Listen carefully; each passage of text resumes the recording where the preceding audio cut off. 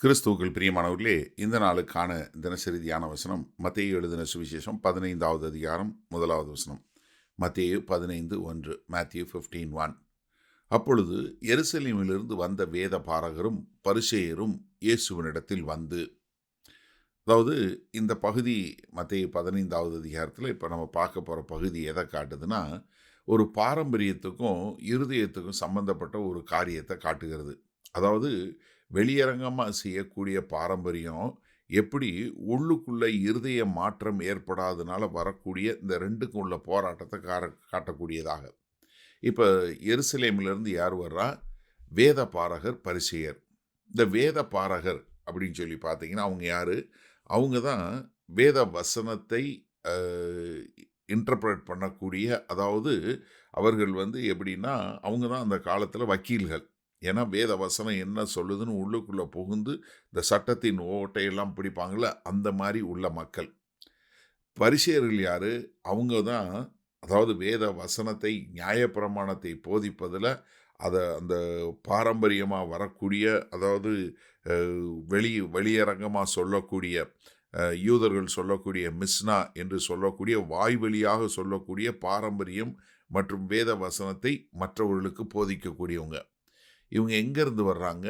எருசலேம்லேருந்து. எருசலேம்லேருந்து வர்றவங்க இவங்க கர்த்தராகிய இயேசு கிறிஸ்துட்ட என்ன இவர் யார் என்ன அப்படின்றத அறிந்து கொள்வதற்காக வரல. மாறாக எதுக்கு வர்றாங்கன்னா, அவரை சவால் விட்டு அவரை சோதிக்கும்படியாக அங்கேருந்து வர்றாங்க. காரணம் என்னென்னா, அவங்களுடைய இருதயம் என்னவா இருக்குது? அவங்களுடைய இருதயம் தேவனுக்கு தூரமாக இருக்கிறது. ஏசாயா 29வது அதிகாரம் 13வது வசனம் இப்படி சொல்லுகிறது, இந்த ஜனங்கள் தங்கள் வாயினால் என்னிடத்தில் சேர்ந்து தங்கள் உதறுகளினால் என்னை கனம் பண்ணுகிறார்கள். அவர்கள் இருதயமோ எனக்கு தூரமாய் விலகி இருக்கிறது. அவர்கள் எனக்கு பயப்படுகிற பயம் மனுஷராலே போதிக்கப்பட்ட கற்பனையாய் இருக்கிறது. என்ன 2 காரியம் சொல்கிறாரு. அவங்க இருதயம் தூரமாக இருக்குது, வாயினால் அறிக்கை பண்ணுறாங்க, வாயினால் என்ன கனம் பண்ணுறாங்க. அதே மாதிரி இன்னொரு காரியம் என்ன பண்ணுறாங்க, அவர்கள் எனக்கு பயப்படுகிற பயம் வேத வசனத்தினால் வரக்கூடிய பயம் இல்லை, மாறாக அவர்கள் பயப்படக்கூடிய பயம் எதை குறித்ததாக இருக்குது? மனுஷர்கள் சொல்லி வந்த பாரம்பரியத்தினால வந்ததாக இருக்குது. அப்போ இயேசு கிறிஸ்துக்கிட்ட வரக்கூடியவர்கள் அவர் யார்? அவர்தான் மேசியாவா? அவர்தான் எங்களை ரட்சிக்க வந்த இரட்சகரா? அவர் எங்களை குணப்படுத்த மாட்டாரா? அவர் எங்களை விடுதலை பண்ண மாட்டாரா? எங்களுக்கு ஒரு விடிவு காலம் இருக்காதா என்று எதிர்நோக்கி வரக்கூடிய ஒரு கூட்டம் இருக்குது. ஆனால் இவர்கள் அப்படி இல்லை. இவங்க யாரு? இவங்க வேத வசனத்தை போதிக்கிறவர்கள், வேத வசனத்திற்கென்று வாதிடக்கூடிய மக்கள். இவங்க இயேசு கிறிஸ்துட்ட வருவதனுடைய நோக்கம் என்ன? அவங்க வாயில கனம் பண்ணுறாங்க, இருதயமோ தேவனை விட்டு தூரமாக இருக்கக்கூடிய ஒரு காரியம். சரி, இந்த நாளில் இந்த வசனத்தை நம்ம எப்படி எடுத்துக்கொள்வது? நீங்கள் தயவு செய்து ஒரு நிமிஷம் யோசிச்சு பாருங்கள். நீங்கள் இயேசு கிறிஸ்துட்ட வருவது எதற்காக?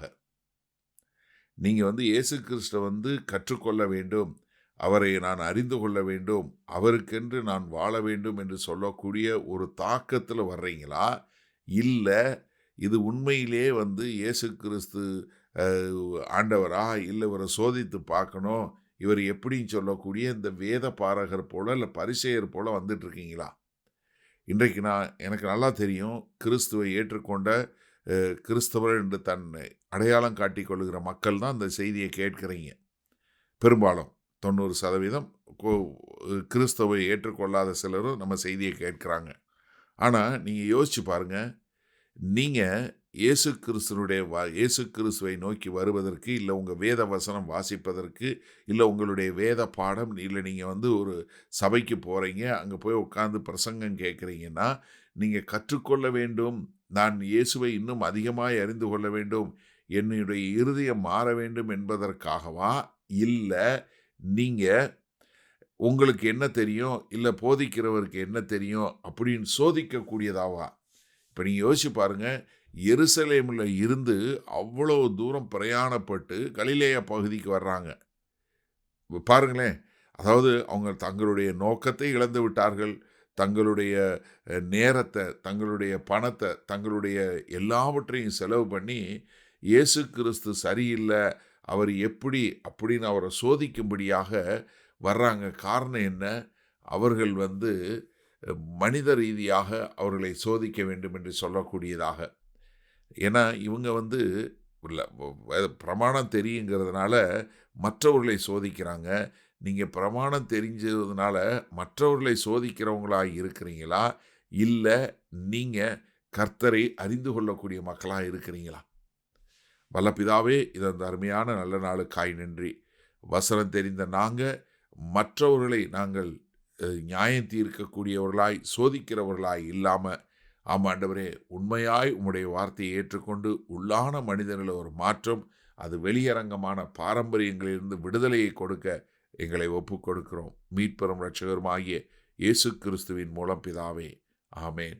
கர்த்தர் உங்களை ஆசீர்வதிப்பாராக. நாம் இன்று மாலை மணால சந்திப்போம்.